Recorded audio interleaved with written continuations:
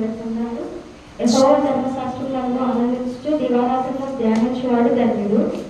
దేవుడు గద్దించు మనుషుడు ధన్యుడు. అనుదినము ఆయన గడప యొద్ద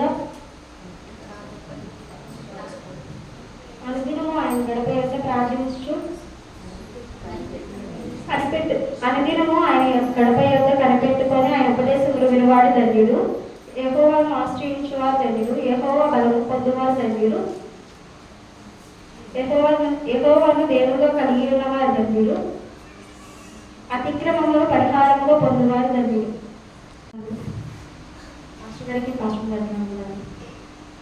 యెహోవా ధర్మశాస్త్రములను ఆనందించుచు దివారాత్రులు దాన్ని ధ్యానించువాడు ధన్యుడు.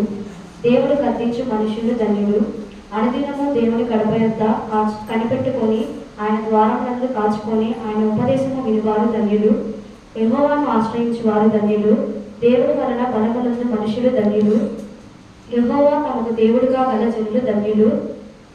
తన అతిక్రమమునకు పరిహారం నొందువాడు ధన్యుడు.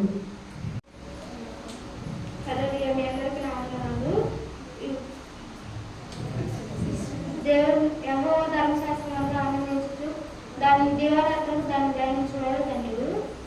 యెహోవా గద్దించు మనుషులు ధన్యుడు.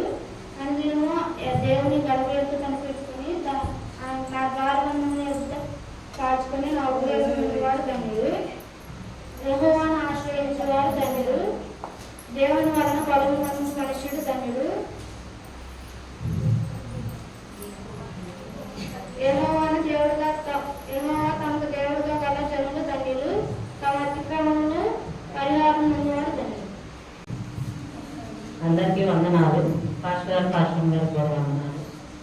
ఫస్ట్ 1వ రోజు చెప్పింది యెహోవా యందు ధర్మశాస్త్రం నందు ఆనందించు దేవారాత్రులు ధ్యానించువారు ధన్యుడు.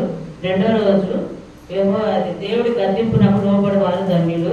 3వ రోజు దేవుడి గడప యొద్ద కనిపెట్టుకొని దేవారాత్రులు ఆయన ధ్యానించువారు. యెహోవా యొద్ద దేవుడి గడప యొద్ద ఆయన ఉపదేశమును అంగీకరించువారు ధన్యులు.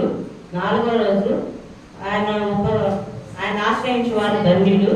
5 ఆయన బలము నొందువారు ధన్యులు. 6 యెహోవా దేవుడని ఎరిగి ఉన్నవారు ధన్యులు. 7వ రోజు అతిక్రమములు పరిహరించబడువారు ధన్యులు. ఇది సామెతలు కీర్తనలో ఉన్న అధ్యాయం.